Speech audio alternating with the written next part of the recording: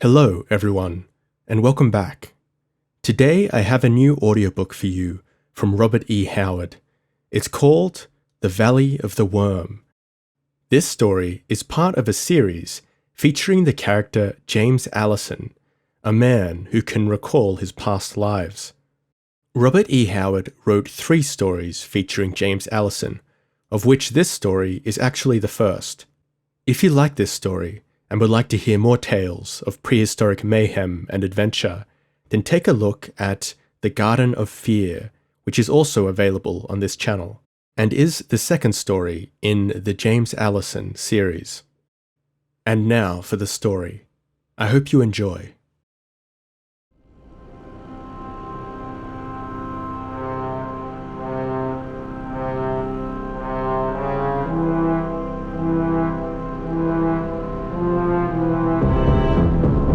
The Valley of the Worm by Robert E. Howard. Read by Connor K.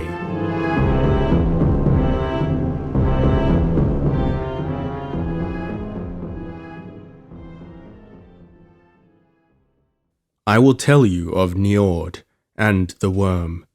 You have heard the tale before in many guises, wherein the hero was named Tyre, or Perseus, or Siegfried, or Beowulf, or St. George. But it was Niord who met the loathly demoniac thing that crawled hideously up from hell, and from which meeting sprang the cycle of hero tales that revolves down the ages until the very substance of the truth is lost and passes into the limbo of all forgotten legends. I know whereof I speak, for I was Niord. As I lie here awaiting death, which creeps slowly upon me like a blind slug, my dreams are filled with glittering visions and the pageantry of glory. It is not of the drab, disease-racked life of James Allison I dream, but all the gleaming figures of the mighty pageantry that have passed before and shall come after, for I have faintly glimpsed not merely the shapes that come after, as a man in a long parade glimpses far ahead the lines of figures that precede him winding over a distant hill, etched shadow-like against the sky. I am one and all the pageantry of shapes and guises and masks which have been, are, and shall be the visible manifestations of that elusive, intangible, but vitally existent spirit now promenading under the brief and temporary name of James Allison. Each man on earth, each woman, is part and all of a similar caravan of shapes and beings, but they cannot remember, their minds cannot bridge the brief, awful gulfs of blackness which lie between those unstable shapes, and which the spirit, soul, or ego, in spanning, shakes off its fleshy masks. I remember. Why I can remember is the strangest tale of all, but as I lie here, with death's black wings slowly unfolding over me, all the dim folds of my previous lives are shaken out before my eyes, and I see myself in many forms and guises, braggart, swaggering, fearful, loving, foolish, all that men have been or will be. I have been man, in many lands and many conditions. Yet, and here is another strange thing, my line of reincarnation runs straight down one unerring channel. I have never been any but a man of that restless race men once called Nordheimer, and later Aryans, and today name by many names and designations. Their history is my history, from the first mewling wail of a hairless white ape cub in the wastes of the Arctic to the death cry of the last degenerate product of ultimate civilization in some dim and unguessed future age. My name has been Hjalmar, Tyre, Bragi, Bran, Horsa, Eric, and John. I rode red-handed through the deserted streets of Rome behind the yellow-maned Brennus. I wandered through the violated plantations with Alaric and his Goths, when the flame of burning villas lit the land like day, and an empire was gasping its last under our sandaled feet. I waded, sword in hand, through the foaming surf from Hindgist's galley to lay the foundations of England in blood and pillage, when Leif, the lucky, sighted the broad white beaches of an unguessed world. I stood beside him in the bows of the dragon ship, my golden beard blowing in the wind. And when Godfrey of Bouillon led his crusaders over the walls of Jerusalem, I was among them, in steel cap and brigandine. But it is of none of these things I would speak. I would take you back with me into an age beside which that of Brennus and Rome is as yesterday. I would take you back through not merely centuries and millenniums, but epochs and dim ages unguessed by the wildest philosopher. Oh, far, far and far will you fare into the nighted past before you win beyond the boundaries of my race, blue-eyed, yellow-haired, wanderers, slayers, lovers, mighty in rapine and wayfaring. It is the adventure of Niord Wormsbane of which I speak, the root stem of a whole cycle of hero tales which has not yet reached its end, the grisly underlying reality that lurks behind time-distorted myths of dragons, fiends, and monsters. Yet it is not alone with the mouth of Niord that I will speak. I am James Allison, no less than I was Niord, and as I unfold the tale, I will interpret some of his thoughts and dreams and deed from the mouth of the modern I, so that the saga of Niord shall not be a meaningless chaos to you. His blood is your blood, who are the sons of Arion, but wide misty gulfs of eons lie horrifically between, and the deeds and dreams of Niord seem as alien to your deeds and dreams as the primordial and lion-haunted forest seems alien to the white-walled city street. It was a strange world in which Niord lived and loved and fought, so long ago that even my eon-spanning memory cannot recognize landmarks. Since then the surface of the earth has changed, not once, but a score of times. Continents have risen and sunk, seas have changed their beds, and rivers their courses.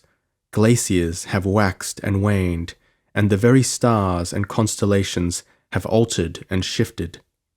It was so long ago that the cradle land of my race was still in Nordheim, but the epic drifts of my people had already begun, and blue-eyed, yellow-maned tribes flowed eastward and southward and westward on century-long treks that carried them around the world and left their bones and their traces in strange lands and wild waste places. On one of these drifts, I grew from infancy to manhood. My knowledge of that northern homeland was dim memories, like half-remembered dreams, of blinding white snow plains and ice fields, of great fires roaring in the circles of hide tents, of yellow manes flying in the great winds, and a sun setting in a lurid wallow of crimson clouds, blazing on trampled snow, where still dark forms lay in pools that were redder than the sunset. That last memory stands out clearer than the others. It was the field of Jotunheim, I was told in later years, whereon had just been fought that terrible battle which was the Armageddon of the Aesir folk, the subject of a cycle of hero songs for long ages, and which still lives today in dim dreams of Ragnarok and Götterdämmerung. I looked on that battle as a mewling infant, so I must have lived about, but I will not name the age, for I would be called a madman, and historians and geologists alike would rise to refute me. But my memories of Nordheim were few and dim, paled by memories of that long, long trek upon which I had spent my life. We had not kept to a straight course, but our trend had been forever southward. Sometimes we had bided for a while in fertile upland valleys or rich river-traversed plains, but always we took up the trail again, and not always because of drought or famine. Often we left countries teeming with game and wild grain to push into wastelands. On our trail we moved endlessly, driven only by our restless whim, yet blindly following a cosmic law, the workings of which we never guessed, any more than the wild geese guess in their flights around the world. So at last we came into the country of the worm.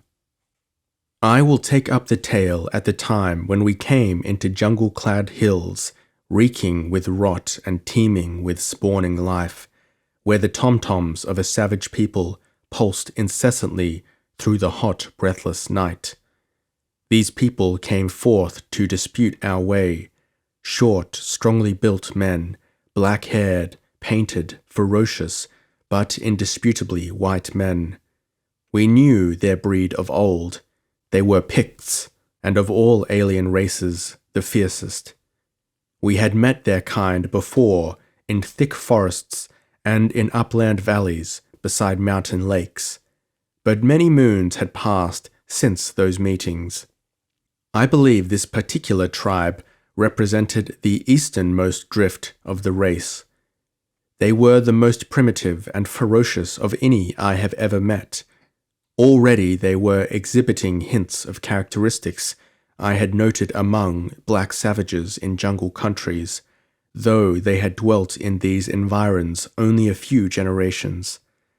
The abysmal jungle was engulfing them, was obliterating their pristine characteristics and shaping them in its own horrific mold. They were drifting into headhunting, and cannibalism was but a step which I believe they must have taken before they became extinct. These things are natural adjuncts to the jungle. The Picts did not learn them from the black people, for then there were no blacks among those hills. In later years they came up from the south, and the Picts first enslaved and then were absorbed by them. But with that my saga of Niord is not concerned. We came into that brutish hill country with its squalling abysms of savagery and black primitiveness. We were a whole tribe, marching on foot, old men, wolfish with their long beards and gaunt limbs, giant warriors in their prime, naked children running along the line of march, women with tousled yellow locks carrying babies which never cried, unless it were to scream from pure rage. I do not remember our numbers except that there were some 500 fighting men, and by fighting men I mean all males, from the child just strong enough to lift a bow to the oldest of the old men. In that madly ferocious age, all were fighters. Our women fought when brought to bay, like tigeresses, and I have seen a babe, not yet old enough to stammer articulate words, twist its head and sink its tiny teeth in the foot that stamped out its life. Oh, we were fighters! Let me speak of Niord. I am proud of him, the more when I consider the paltry crippled body of James Allison, the unstable mask I now wear. Niord was tall, with great shoulders, lean hips and mighty limbs. His muscles were long and swelling, denoting endurance and speed as well as strength. He could run all day without tiring, and he possessed a coordination that made his movements a blur of blinding speed. If I told you his full strength, you would brand me a liar. But there is no man on earth today strong enough to bend the bow Niord handled with ease. The longest arrow flight on record is that of a Turkish archer who sent a shaft 482 yards. There was not a stripling in my tribe who could not have bettered that flight. As we entered the jungle country, we heard the tom-toms booming across the mysterious valleys that slumbered between the brutish hills, and, in a broad open plateau we met our enemies. I do not believe these Picts knew us, even by legends, or they had never rushed so openly to the onset, though they outnumbered us. But there was no attempt at ambush. They swarmed out of the trees, dancing and singing their war songs, yelling their barbarous threats. Our heads should hang in their idol hut, and our yellow-haired women should bear their sons. Ho, ho, ho! By Ymir, it was Niord who laughed then, not James Allison. Just so, we of the Aesir laughed to hear their threats. Deep, thunderous laughter from broad and mighty chests. Our trail was laid in blood and embers through many lands. We were the slayers and ravishers, striding sword in hand across the world, and that these folk threatened us woke our rugged humour. We went to meet them, naked but for our wolf hides, swinging our bronze swords, and our singing was like rolling thunder in the hills. They sent their arrows among us, and we gave back their fire. They could not match us in archery. Our arrows hissed in blinding clouds among them, dropping them like autumn leaves, until they howled and frothed like mad dogs and charged to hand grips. And we, mad with the fighting joy, dropped our bows and ran to meet them, as a lover runs to his love. By Ymir, it was a battle to madden and make drunken with the slaughter and the fury. The Picts were as ferocious as we, but ours was the superior physique, the keener wit, the more highly developed fighting brain.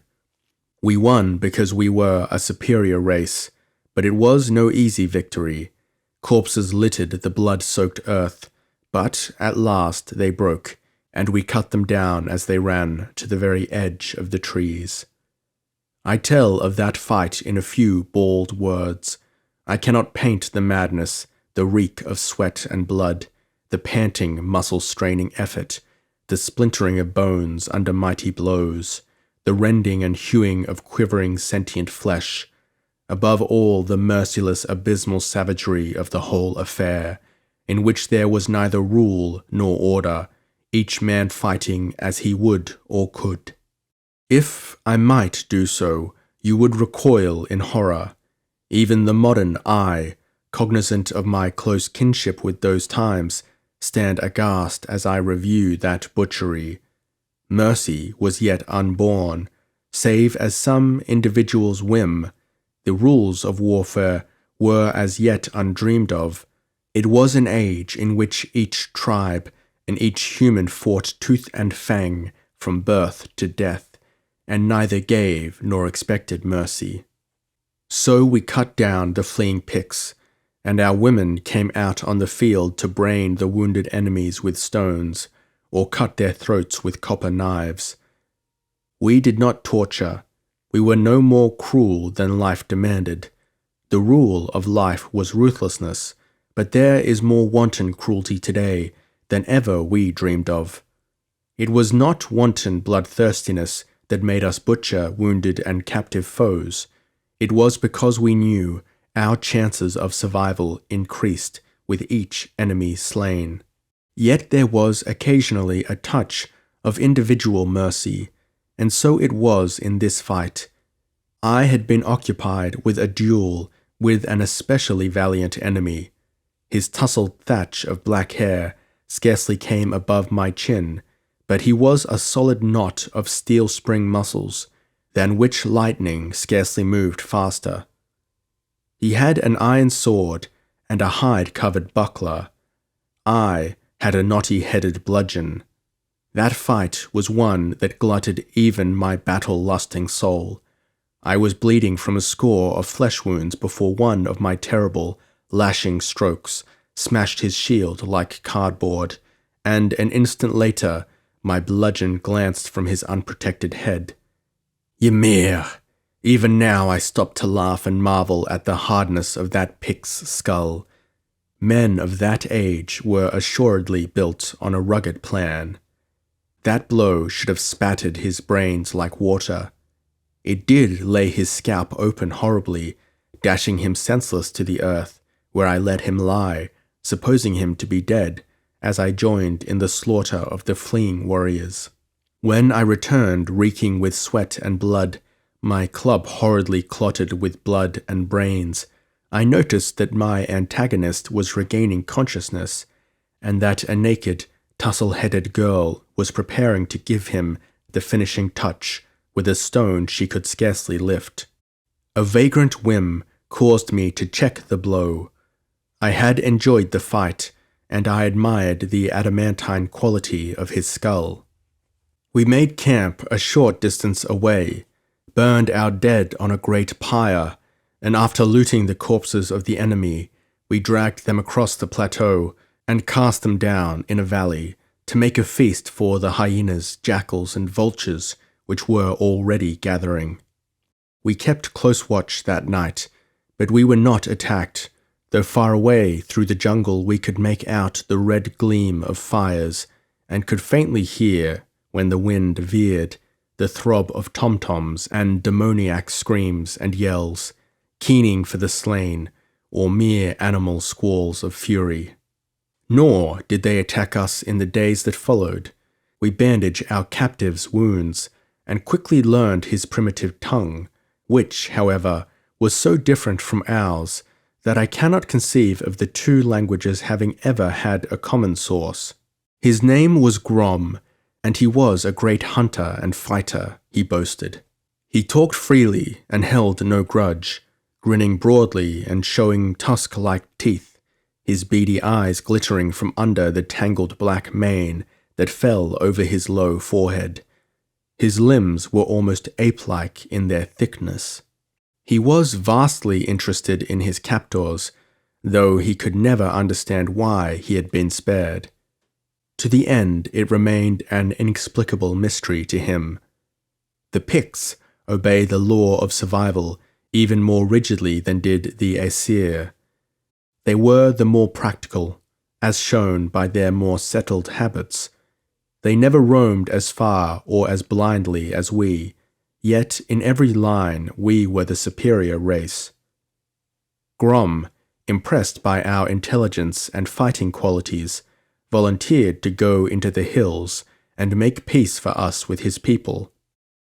It was immaterial to us, but we let him go. Slavery had not yet been dreamed of. So Grom went back to his people, and we forgot about him, except that I went a trifle more cautiously about my hunting, expecting him to be lying in wait to put an arrow through my back. Then, one day we heard a rattle of tom-toms, and Grom appeared at the edge of the jungle, his face split in his gorilla grin, with the painted, skin-clad, feather-bedecked chiefs of the clans. Our ferocity had awed them, and our sparing of Grom further impressed them. They could not understand leniency. Evidently we valued them too cheaply to bother about killing one when he was in our power. So peace was made with much powwow, and swore to with many strange oaths and rituals. We swore only by Ymir, and an Aesir never broke that vow. But they swore by the elements, by the idol which sat in the fetish hut where fires burned forever, and a withered crone slapped a leather-covered drum all night long, and by another being too terrible to be named.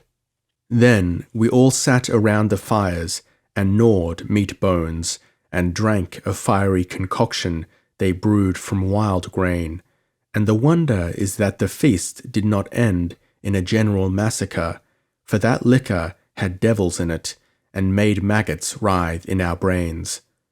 But no harm came of our vast drunkenness, and thereafter we dwelt at peace with our barbarous neighbours.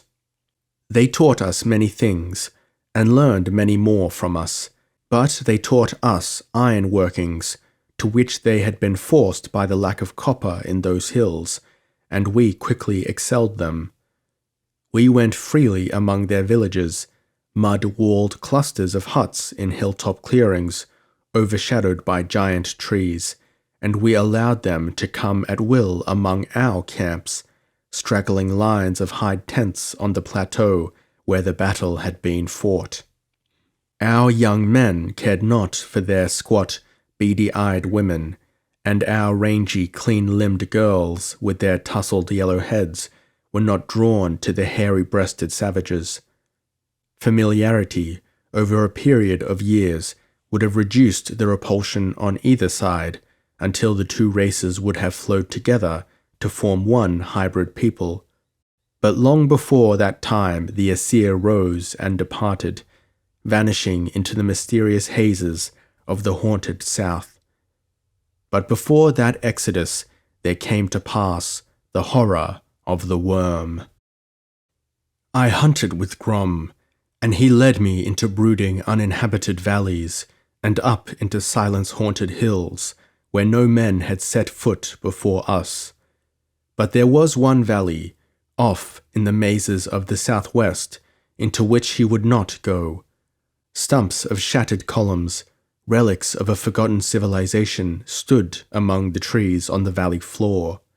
Grom showed them to me as we stood on the cliffs that flanked the mysterious vale, but he would not go down into it, and he dissuaded me when I would have gone alone. He would not speak plainly of the danger that lurked there, but it was greater than that of serpent or tiger, or the trumpeting elephants which occasionally wandered up in devastating droves from the south. Of all beasts, Grom told me in the gutturals of his tongue, the Picts feared only Sather, the great snake, and they shunned the jungle where he lived. But there was another thing they feared, and it was connected in some manner with the Valley of Broken Stones, as the Picts called the crumbling pillars. Long ago, when his ancestors had first come into the country, they had dared that grim vale, and a whole clan of them had perished, suddenly, horribly, and unexplainably. At least Grom did not explain. The horror had come up out of the earth somehow, and it was not good to talk of it, since it was believed that it might be summoned by speaking of it, whatever it was. But Grom was ready to hunt with me anywhere else, for he was the greatest hunter among the Picts, and many and fearful were our adventures. Once I killed, with the iron sword I had forged with my own hands, that terrible of all beasts, old Saber-tooth, which men today call a tiger because he was more like a tiger than anything else. In reality, he was almost as much like a bear in build, save for his unmistakably feline head. Saber-tooth was massive-limbed, with a low-hung, great, heavy body, and he vanished from the earth because he was too terrible a fighter, even for that grim age. As his muscles and ferocity grew, his brain dwindled until at last even the instinct of self-preservation vanished. Nature, who maintains her balance in such things, destroyed him because, had his super-fighting powers been allied with an intelligent brain, he would have destroyed all other forms of life on Earth. He was a freak on the road of evolution, organic development gone mad and run to fangs and talons, to slaughter and destruction. I killed Saber-tooth in a battle that would make a saga in itself, and for months afterward I lay semi-delirious with ghastly wounds that made the toughest warriors shake their heads. The Picts said that never before had a man killed a saber-tooth single-handed, yet I recovered, to the wonder of all. While I lay at the doors of death, there was a secession from the tribe. It was a peaceful secession, such as continually occurred and contributed greatly to the peopling of the world by yellow-haired tribes. 45 of the young men took themselves mates simultaneously and wandered off to found a clan of their own. There was no revolt. It was a racial custom which bore fruits in the later ages, when tribes sprung from the same roots met, after centuries of separation, and cut one another's throats with joyous abandon. The tendency of the Aryan and the pre-Aryan was always toward disunity, clans splitting off the main stem and scattering. So these young men, led by one Bragi, my brother in arms, took their girls and ventured to the southwest, took up their abode in the valley of broken stones. The Picts expostulated, hinting vaguely of a monstrous doom that haunted the vale, but the Aesir laughed.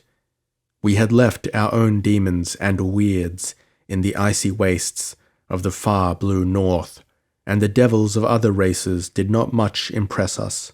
When my full strength was returned, and the grisly wounds were only scars, I girt on my weapons and strode over the plateau to visit Bragi's clan. Grom did not accompany me. He had not been in the Aesir camp for several days, but I knew the way. I remembered well the valley, from the cliffs of which I had looked down and seen the lake at the upper end, the trees thickening into forest at the lower extremity. The sides of the valley were high, sheer cliffs, and a steep, broad ridge at either end cut it off from the surrounding country. It was toward the lower, or southwestern end that the valley floor was dotted thickly with ruined columns, some towering high among the trees, some fallen into heaps of ichor-clad stones. What race reared them, none knew, but Grom had hinted fearsomely of a hairy, apish monstrosity dancing loathsomely under the moon to a demoniac piping that induced horror and madness. I crossed the plateau whereon our camp was pitched, descended the slope, traversed a shallow vegetation-choked valley, climbed another slope, and plunged into the hills. A half-day's leisurely travel brought me to the ridge on the other side of which lay the Valley of the Pillars. For many miles I had seen no sign of human life. The settlements of the Picts all lay many miles to the east.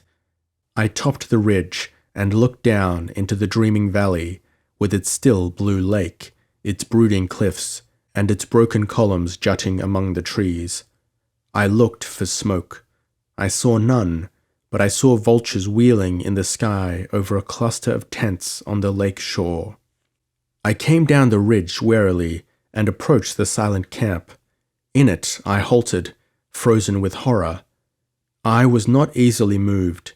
I had seen death in many forms, and had fled from or taken part in red massacres that spilled blood like water and heaped the earth with corpses. But here I was confronted with an organic devastation that staggered and appalled me. Of Bragi's embryonic clan, not one remained alive, and not one corpse was whole. Some of the hide tents still stood erect, others were mashed down and flattened out, as if crushed by some monstrous weight, so that at first I wondered if a drove of elephants had stampeded across the camp. But no elephants ever wrought such destruction as I saw strewn on the bloody ground. The camp was a shambles, littered with bits of flesh and fragments of bodies. Hands, feet, heads, pieces of human debris. Weapons lay about, some of them stained with the greenish slime, like that which spurts from a crushed caterpillar. No human foe could have committed this ghastly atrocity. I looked at the lake, wondering if nameless amphibian monsters had crawled from the calm waters whose deep blue told of unfathomed depths. Then I saw a print left by the destroyer. It was a track such as a titanic worm might leave, yards broad, winding back down the valley. The grass lay flat where it ran, and bushes and small trees had been crushed down into the earth, all horribly smeared with blood and greenish slime. With berserk fury in my soul, I drew my sword and started to follow it, when a call attracted me. I wheeled to see a stocky form approaching me from the ridge. It was Grom the Pict, And when I think of the courage it must have taken for him to have overcome all the instincts planted in him by traditional teachings and personal experience, I realize the full depths of his friendship for me. Squatting on the lake shore, spear in his hand, his black eyes ever roving fearfully down the brooding tree-waving reaches of the valley, Grom told me of the horror that had come upon Braggy's clan under the moon. But first he told me of it, as his sires told the tale to him.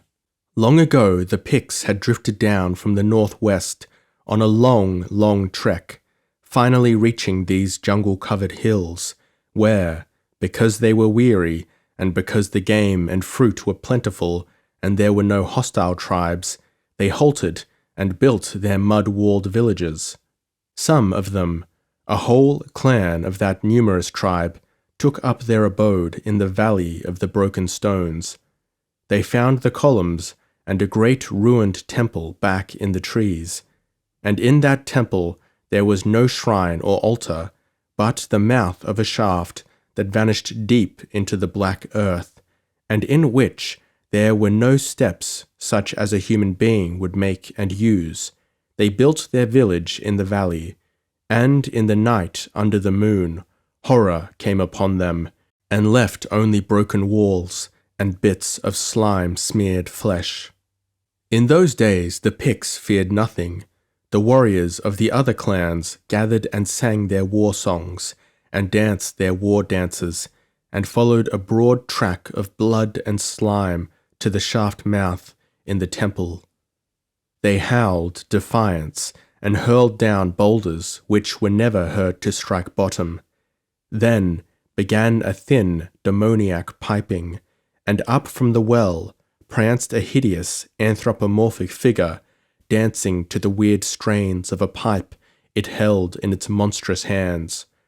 The horror of its aspect froze the fierce Picts with amazement, and close behind it, a vast white bulk heaved up from the subterranean darkness.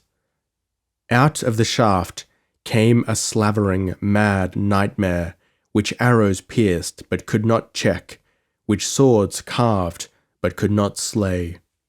It fell slobbering upon the warriors, crushing them to crimson pulp, tearing them to bits, as an octopus might tear small fishes, sucking their blood from their mangled limbs, and devouring them even as they screamed and struggled. The survivors fled, pursued to the very ridge, up which, apparently, the monster could not propel its quaking mountainous bulk. After that they did not dare the silent valley, but the dead came to their shamans, and old men in dreams, and told them strange and terrible secrets. They spoke of an ancient race of semi-human beings which once inhabited that valley and reared those columns for their own weird, inexplicable purposes. The white monster in the pits was their god, summoned up from the nighted abysses of mid-earth, uncounted fathoms below the black mould, by sorcery unknown to the sons of men. The hairy, anthropomorphic being was its servant, created to serve the god, a formless elemental spirit drawn up from below and cased in flesh, organic but beyond the understanding of humanity. The old ones had long vanished into the limbo from whence they crawled in the black dawn of the universe, but their bestial god and his inhuman slave lived on, yet both were organic after a fashion and could be wounded, though no human weapon had been found potent enough to slay them. Braggy and his clan had dwelt for weeks in the valley before the horror struck. Only the night before, Grom, hunting above the cliffs, and by that token daring greatly, had been paralyzed by a high-pitched demon piping, and then by a mad clamour of human screaming. Stretched face down in the dirt, hiding his head in a tangle of grass, he had not dared to move, even when the shrieks died away in the slobbering, repulsive sounds of a hideous feast. When dawn broke, he had crept shuddering to the cliffs, to look down into the valley, and the sight of the devastation even when seen from afar, had driven him in yammering flight far into the hills. But it had occurred to him finally that he should warn the rest of the tribe, and returning on his way to the camp on the plateau, he had seen me entering the valley. So spoke Grom, while I sat and brooded darkly, my chin on my mighty fist. I cannot frame in modern words the clan feeling that in those days was a living vital part of every man and woman. In a world where talon and fang were lifted on every hand, and the hands of all men raised against an individual, except those of his own clan, tribal instinct was more than the phrase it is today. It was as much a part of a man as was his heart or his right hand. This was necessary, for only thus banded together in unbreakable groups could mankind have survived in the terrible environments of the primitive world. So now the personal grief I felt for Bragi and the clean-limbed young men and laughing white-skinned girls was drowned in a deeper sea of grief and fury that was cosmic in its depths and intensity.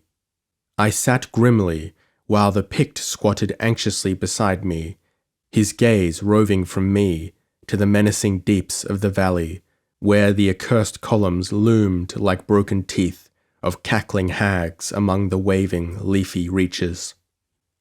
I, Niord, was not one to use my brain overmuch. I lived in a physical world, and there were the old men of the tribe to do my thinking, but I was one of a race destined to become dominant mentally as well as physically, and I was no mere muscular animal. So, as I sat there came dimly and then clearly a thought to me that brought a short, fierce laugh from my lips. Rising, I bade Grom aid me, and we built a pyre on the lake shore of dried wood, the ridge-poles of the tents, and the broken shafts of spears. Then we collected the grisly fragments that had been parts of Bragi's band, and we laid them on the pile, and struck flint and steel to it. The thick, sad smoke crawled serpent-like into the sky, and, turning to Grom, I made him guide me to the jungle, where lurked that scaly horror, Sather, the great serpent. Grom gaped at me. Not the greatest hunters among the Picts sought out the mighty crawling one, but my will was like a wind that swept him along my course, and at last he led the way. We left the valley by the upper end, crossing the ridge, skirting the tall cliffs, and plunged into the fastnesses of the south, which was peopled only by the grim denizens of the jungle. Deep into the jungle we went, until we came to a low-lying expanse, dank and dark beneath the great creeper-festooned trees, where our feet sank deep into the spongy silt, carpeted by rotting vegetation, and slimy moisture oozed up beneath their pressure. This, Grom told me, was the realm haunted by Sather, the great serpent. Let me speak of Sather. There is nothing like him on earth today, nor has there been for countless ages. Like the meat-eating dinosaur, like old Sabertooth, he was too terrible to exist. Even then, he was a survival of a grimmer age, when life and its forms were cruder and more hideous. There were not many of his kind then, though they may have existed in greater numbers in the reeking ooze of the vast jungle-tangled swamps still farther south. He was larger than any python of modern ages, and his fangs dripped with poison 1,000 times more deadly than that of a king cobra. He was never worshipped by the pure-blood Picts, though the blacks that came later deified him, and that adoration persisted in the hybrid race that sprang from the Negroes and their white conquerors. But to other peoples he was the nadir of evil horror, and tales of him became twisted into demonology. So in later ages, Sather became the veritable devil of the white races, and the Stygians first worshipped, and then, when they became Egyptians, abhorred him under the name of Set, the old serpent, while to the Semites he became Leviathan and Satan. He was terrible enough to be a god, for he was a crawling death. I had seen a bull elephant fall dead in his tracks from Satha's bite, had glimpsed him writhing his horrific way through the dense jungle, had seen him take his prey, but I had never hunted him. He was too grim, even for the slayer of old Sabertooth. But now I hunted him, plunging farther and farther into the hot, breathless reek of his jungle, even when friendship for me could not drive Grom farther. He urged me to paint my body and sing my death song before I advanced farther, but I pushed on unheeding. In a natural runway that wound between the shouldering trees, I set a trap. I found a large tree, soft and spongy of fibre, but thick-boled and heavy, and I hacked through its base, close to the ground with my great sword, directing its fall so that, when it toppled, its top crashed into the branches of a smaller tree, leaving it leaning across the runway, one end resting on the earth, the other caught in the small tree. Then I cut away the branches on the underside, and cutting a slim, tough sapling, I trimmed it and stuck it upright like a prop pole under the leaning tree. Then, cutting away the tree which supported it, I left the great trunk poised precariously on the prop pole, to which I fastened a long vine as thick as my wrist. Then I went alone through that primordial twilight jungle until an overpowering fetid odor assailed my nostrils, and from the rank vegetation in front of me, Satha reared up his hideous head, swaying lethally from side to side, while his forked tongue jetted in and out, and his great yellow terrible eyes burned icily on me with all the evil wisdom of the black elder world that was when man was not. I backed away, feeling no fear, only an icy sensation along my spine, and Satha came sinuously after me. His shining 80-foot barrel rippled over the rotting vegetation in mesmeric silence. His wedge-shaped head was bigger than the head of the hugest stallion, his trunk was thicker than a man's body, and his scales shimmered like 1,000 changing scintillations. I was to Satha as a mouse is to a king cobra, but I was fanged as no mouse ever was. Quick as I was, I knew I could not avoid the lightning stroke of that great triangular head, so I dared not let him come too close. Subtly I fled down the runway, and behind me the rush of his great supple body was like the sweep of wind through the grasses.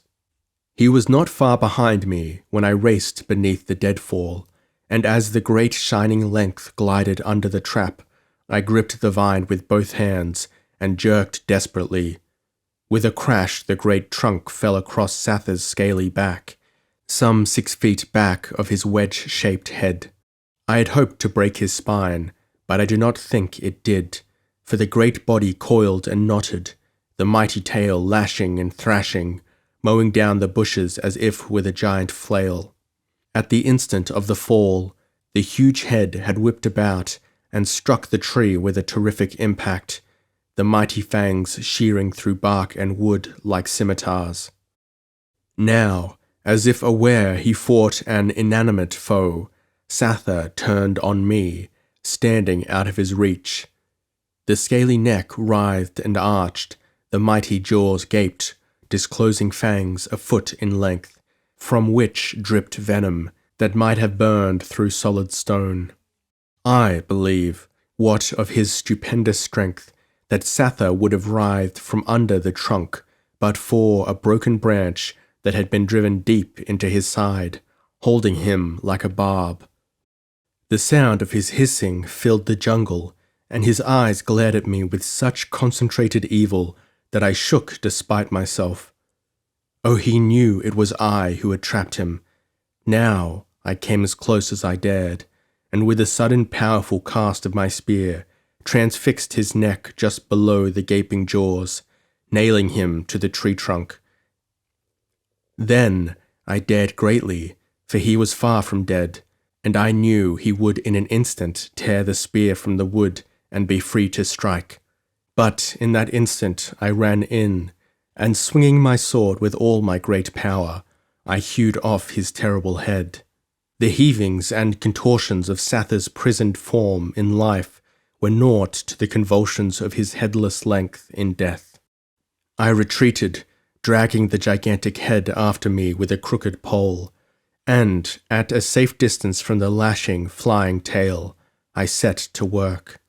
I worked with naked death then, and no man ever toiled more gingerly than did I, for I cut out the poison sacs at the base of the great fangs, and in the terrible venom I soaked the heads of 11 arrows, being careful that only the bronze points were in the liquid, which else had corroded away the wood of the tough shafts. While I was doing this, Grom, driven by comradeship and curiosity, came stealing nervously through the jungle, and his mouth gaped as he looked on the head of Satha. For hours I steeped the arrowheads in the poison until they were caked with a horrible green scum, and showed tiny flecks of corrosion where the venom had eaten into the solid bronze. I wrapped them carefully in broad, thick, rubber-like leaves, and then, though night had fallen and the hunting beasts were roaming on every hand, I went back through the jungled hills, Grom with me, until at dawn we came again to the high cliffs that loomed above the valley of broken stones. At the mouth of the valley I broke my spear, and I took all the unpoisoned shafts from my quiver and snapped them. I painted my face and limbs as the Aesir painted themselves, only when they went forth to certain doom, and I sang my death song to the sun as it rose over the cliffs, my yellow mane blowing in the morning wind. Then I went down into the valley, bow in hand. Grom could not drive himself to follow me. He lay on his belly in the dust and howled like a dying dog. I passed the lake and the silent camp where the pyre ashes still smouldered, and came under the thickening trees beyond. About me the columns loomed, mere shapeless heaps from the ravages of staggering aeons. The trees grew more dense, and under their vast leafy branches the very light was dusky and evil. As in twilight shadow I saw the ruined temple, cyclopean walls staggering up from the masses of decaying masonry and fallen blocks of stone. About 600 yards in front of it, a great column reared up in an open glade, 80 or 90 feet in height. It was so worn and pitted by weather and time that any child of my tribe could have climbed it, and I marked it and changed my plan. I came to the ruins and saw huge crumbling walls upholding a domed roof from which many stones had fallen, so that it seemed like the lichen-grown ribs of some mythical monster's skeleton arching above me. Titanic columns flanked the open doorway through which 10 elephants could have stalked abreast. Once there might have been inscriptions and hieroglyphics on the pillars and walls, but they were long worn away. Around the great room on the inner side ran columns in better state of preservation. On each of these columns was a flat pedestal, and some dim instinctive memory vaguely resurrected a shadowy scene wherein black drums roared madly, and on these pedestals monstrous beings squatted loathsomely in inexplicable rituals, rooted in the black dawn of the universe. There was no altar, only the mouth of a great well-like shaft in the stone floor, with strange obscene carvings all about the rim. I tore great pieces of stone from the rotting floor and cast them down the shaft, which slanted down into utter darkness. I heard them bound along the side, but I did not hear them strike bottom. I cast down stone after stone, each with a searing curse, and at last I heard a sound that was not the dwindling rumble of the falling stones. Up from the well floated a weird demon piping that was a symphony of madness. Far down in the darkness, I glimpsed the faint, fearful glimmering of a vast white bulk. I retreated slowly as the piping grew louder, falling back through the broad doorway.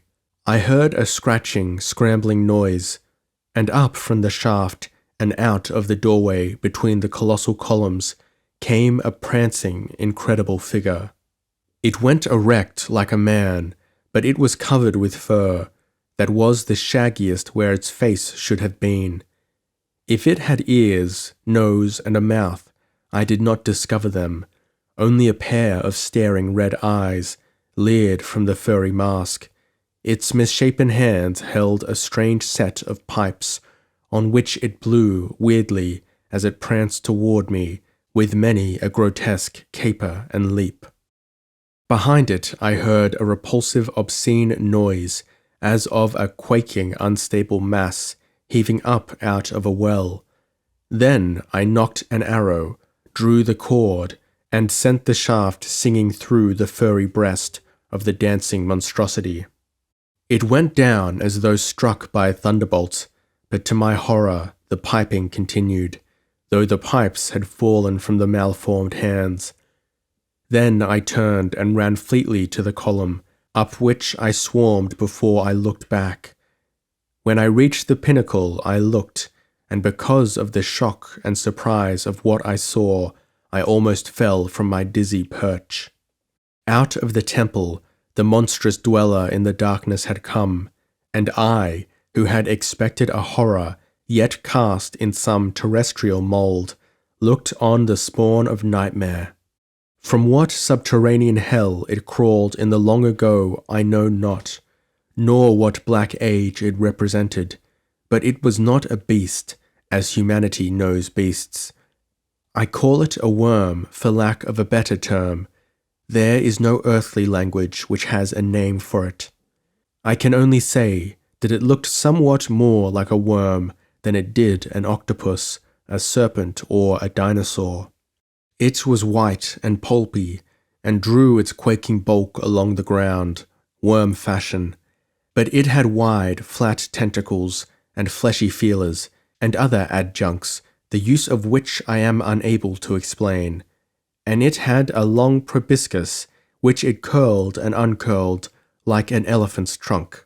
Its 40 eyes, set in a horrific circle, were composed of thousands of facets of as many scintillating colors, which changed and altered in never-ending transmutation.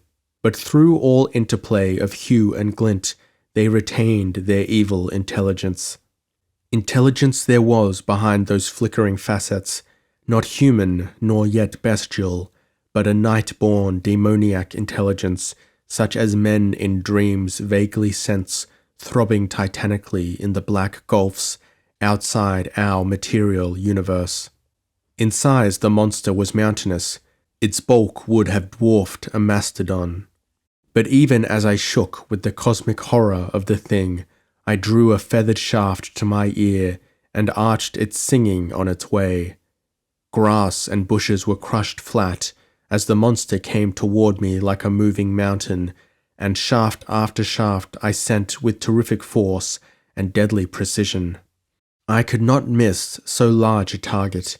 The arrows sank to the feathers or clear out of sight in the unstable bulk, each bearing enough poison to have stricken dead a bull elephant. Yet on it came, swiftly, appallingly, apparently heedless of both the shafts and the venom in which they were steeped. And all the time the hideous music played a maddening accompaniment, whining thinly from the pipes that lay untouched on the ground. My confidence faded. Even the poison of Satha was futile against the uncanny being. I drove my last shaft almost straight downward into the quaking white mountain. So close was the monster under my perch. Then suddenly its color altered. A wave of ghastly blue surged over it, and the vast hulk heaved in earth-like convulsions. With a terrible plunge, it struck the lower part of the column, which crashed to falling shards of stone. But even with the impact, I leapt far out and fell through the empty air full upon the monster's back. The spongy skin yielded and gave beneath my feet, and I drove my sword hilt deep, dragging it through the pulpy flesh, ripping a horrible yard-long wound, from which oozed a green slime. Then a flip of a cable-like tentacle flicked me from the Titan's back and spun me 300 feet through the air to crash among a cluster of giant trees. The impact must have splintered half the bones in my frame, for when I sought to grasp my sword again and crawl anew to the combat, I could not move hand or foot, only writhe helplessly with my broken back. But I could see the monster, and I knew that I had won, even in defeat. The mountainous bulk was heaving and billowing, the tentacles were lashing madly, the antennae writhing and knotting, and the nauseous whiteness had changed to a pale and grisly green. It turned ponderously and lurched back toward the temple, rolling like a crippled ship in a heavy swell. Trees crashed and splintered as it lumbered against them.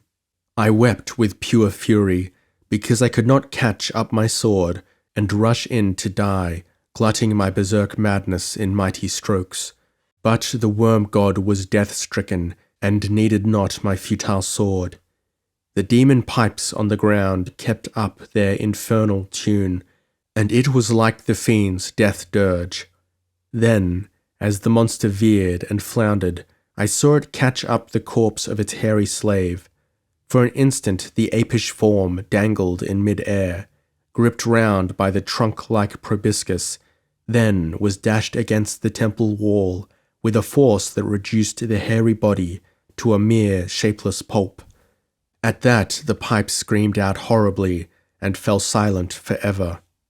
The Titan staggered on the brink of the shaft. Then another change came over it, a frightful transfiguration, the nature of which I cannot yet describe. Even now, when I try to think of it clearly, I am only chaotically conscious of a blasphemous, unnatural transmutation of form and substance, shocking and indescribable. Then the strangely altered bulk tumbled into the shaft, to roll down into the ultimate darkness from whence it came, and I knew that it was dead. And as it vanished into the well, with a rending, grinding groan, the ruined walls quivered from dome to base. They bent inward and buckled with deafening reverberation. The columns splintered, and with a cataclysmic crash, the dome itself came thundering down. For an instant the air seemed veiled with flying debris and stone dust, through which the treetops lashed madly, as in a storm or an earthquake convulsion. Then all was clear again, and I stared, shaking the blood from my eyes. Where the temple had stood, there lay only a colossal pile of shattered masonry and broken stones, and every column in the valley had fallen to lie in crumbling shards. In the silence that followed, I heard Grom wailing a dirge over me. I bade him lay my sword in my hand, and he did so, and bent close to hear what I had to say, for I was passing swiftly. "Let my tribe remember," I said, speaking slowly. "Let the tale be told from village to village, from camp to camp, from tribe to tribe, so that men may know that not man nor beast nor devil may prey in safety on the golden-haired people of Asgard. Let them build me a cairn where I lie, and lay me therein with my bow and sword at hand, to guard this valley forever, so if the ghost of the god I slew comes up from below, my ghost will ever be ready to give it battle." And while Grom howled and beat his hairy breast, death came to me in the valley of the worm.